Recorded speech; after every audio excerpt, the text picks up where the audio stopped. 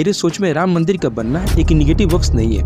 धर्म के नाम पर वोट लेने के लिए जल्दी जल्दी प्राण प्रतिष्ठा कर दी और आम आदमी पार्टी से दिल्ली संभाला नहीं जा रहा, देश में भी पॉल्यूशन फैला देंगे।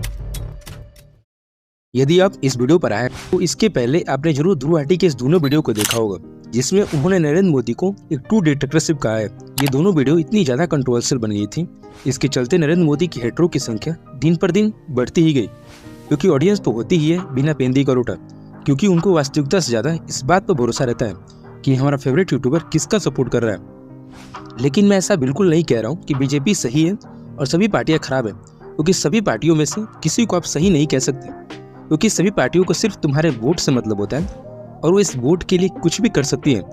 इसलिए तुम किसी भी पार्टी को सही या गलत किसी दूसरी लविंग पार्टी से कंपेरिजन करके ही कर सकते हो। So in today's video, I will discuss about some good or bad works of BJP. First we discuss about bad works of BJP. मैंने ये पॉइंट्स और आगे आने वाले जितने भी पॉइंट हैं किसी ऑफिशियल वेबसाइट से लिए हैं, सो आप पढ़ भी सकते हैं। इलेक्टोरल बॉन्ड्स के बारे में यदि शॉर्ट में बताऊं तो ये एक प्रकार का चंदा है जो किसी पार्टी को किसी बिजनेस तथा आम आदमी के जरिए मिलता है। इस बॉन्ड्स को कोई भी पार्टी स्टेट बैंक के जरिए आम जनता द्वारा खरीदवा सकती है। इस बॉन्ड्स को नरेंद्र मोदी ने 2017 में तैयार किया और 2018 में लॉन्च किया था। इसका मेजर फेलियर यह है कि इसने करप्शन को लीगल कर दिया और इसके साथ ही किसी दूसरी पार्टियों को फंड कौन देता है और कितना मिला है इसके बारे में भी पता करा लेती है। सेकेंड बैड वर्क्स में आता है high prices of petrol and diesel.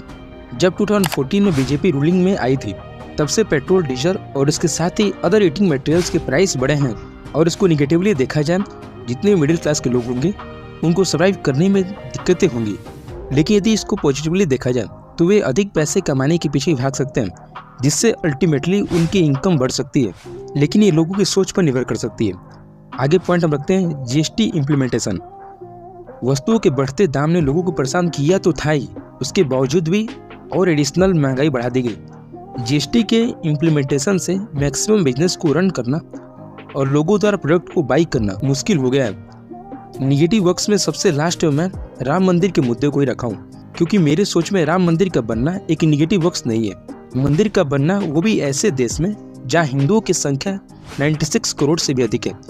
लेकिन कुछ लोग मोदी का डायरेक्टली विरोध ना करके राम मंदिर के मुद्दे को सामने रखते हैं और ये तर्क देते हैं कि मंदिर की जगह पे कॉलेजेस बनना चाहिए। हाँ, मैं मानता हूँ कि उनकी बातें सही हो सकती थी यदि भारत में उतनी कॉलेजेस नहीं होती।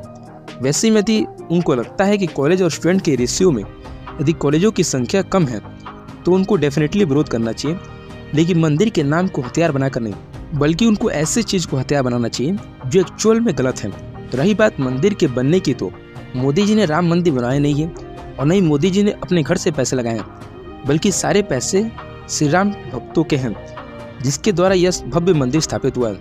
हाँ, एक बात मैं भूल रहा था कि यदि आपको एक्चुअल में मंदिर को लेकर विरोध करना है तो आपको श्री राम के प्राण प्रतिष्ठा को लेकर आवाज़ उठाना चाहिए, क्योंकि ऐसे मंदिर में किसी भी भगवान की प्राण प्रतिष्ठा कैसे हो सकती है जो पूर्ण रूप से बना ही ना हो।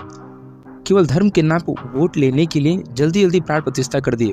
हाँ, ये बात बिल्कुल सही है कि बीजेपी ऐसा करती है, क्योंकि इस चुनाव में साफ साफ दिख रहा है कि मोदी जी का द्वारका जाना, अमरनाथ जाना, मैं मानता हूँ कि आपकी श्रद्धा है, लेकिन एक ब्लॉगर की तरह वीडियो क्यों बना रहे हैं? यही दिखाने के लिए ना कि हम धर्म को इतना मानते हैं।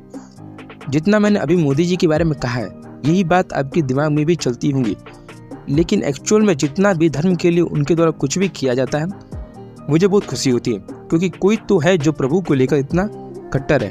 क्योंकि यहाँ कुछ तो ऐसे हैं कि कॉलेज में जय श्री राम बोल देने से भी कॉलेज से निकाल देते हैं।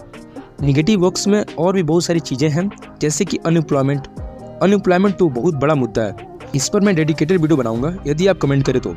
उसके बाद है सीबीआई और ईडी का अपने मतलब के लिए यूज। जो लोग बीजेपी के लिए काम वाले हैं उन पर एक्शन ना लेना। आप इस पर भी कुछ पॉइंट यहाँ पढ़ सकते हैं। अब बहुत हो गया निगेटिव वर्क्स, अब थोड़ा पॉजिटिव वर्क्स के बारे में बात कर लेते हैं। जब पॉजिटिव वर्क्स वाला भी पॉइंट समाप्त हो जाएगा तो उसके बाद इस मुद्दा पर बात करेंगे कि यदि बीजेपी हटती है और उसको छोड़कर और कोई पार्टी रूलिंग में आती है तो कितना सही रहेगी, और लास्ट में कंक्लूजन पर भी बात करेंगे। पॉजिटिव वर्क्स में मुझे सबसे ज़्यादा अच्छा लगा, और शायद आपको भी अच्छा लगे, वो एंटरप्रेन्योरशिप का बढ़ावा देना। बीजेपी जैसे ही रूलिंग पार्टी में आई थी, इसने तभी 2014 में इसे लॉन्च किया। यह एक्चुअल में सबसे ज़्यादा अच्छा काम है। इससे जो लोग अपना कुछ स्टार्ट करना चाहते हैं स्टार्ट भी कर सकते हैं, और जो स्टार्ट नहीं भी करना चाहते हैं तो इनके यहाँ काम भी कर सकते हैं। सेकेंड आता है स्वच्छ भारत मिशन। स्वच्छ भारत मिशन ने गांव एरिया में भी टॉयलेट का विकास कर दिया, और जहां जहां शहरों में गंदगी थी उसको भी समाप्त कर दिया। अगला पॉइंट है upper level corruption is reduced. BJP ने पहले नोटबंदी किया, जिससे कितने लोगों की ब्लैक मनी बाहर आ गई और बड़े बड़े इलीगल ट्रांजेक्शन बंद हो गए, जिससे करप्शन लेवल कुछ हद तक कम हो गई, क्योंकि करप्शन टोटली समाप्त नहीं हो सकती है। अगला पॉइंट है बेटी बचाओ बेटी पढ़ाओ। जब फार्मर रूलिंग पार्टियां बेटियों को पढ़ाने में और उनको इंडिपेंडेंट बनाने पर ध्यान नहीं दिया, वही बीजेपी ने बेटी बचाओ बेटी पढ़ाओ पर जोर दिया और कस्तूरबा गांधी बालिका विद्यालय की स्थापना किया, जिससे बैकवर्ड ब्लॉक की लड़कियां भी पढ़ सकें। महिला पुलिस वॉलंटियर को बनाया और ये बहुत सारे काम किए, जिससे लड़कियों को मेंटली विकास मिले। And finally India had grown into the 5th largest economy in last decade. Actual में 2014 से पहले भारत पूरे विश्व में इकोनॉमिकल 11वें नंबर पर था, लेकिन आज भारत 4th नंबर पर है। ये वाकई गर्व की बात है। यहाँ तक मैंने आपको पॉजिटिव वर्क्स के बारे में बताया, लेकिन यदि आप मानते हो कि बीजेपी पार्टी सही नहीं है और किसी और पार्टी को रूलिंग में आना चाहिए, तो बीजेपी के अलावा कांग्रेस ही आ सकती है, जिसने बीजेपी से पहले 60 साल तक रूल किया।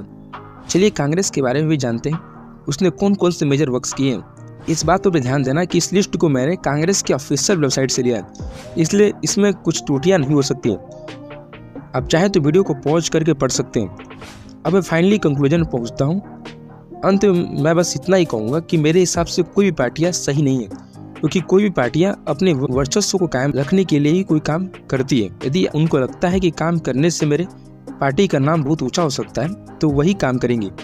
जैसे अभी बीजेपी ने राम मंदिर पर फोकस किया, लेकिन मणिपुर पर ध्यान नहीं दिया। अभी एक नेता ने फीमेल रेसलर के साथ गलत काम किया, उस पर बीजेपी ने ध्यान नहीं दिया।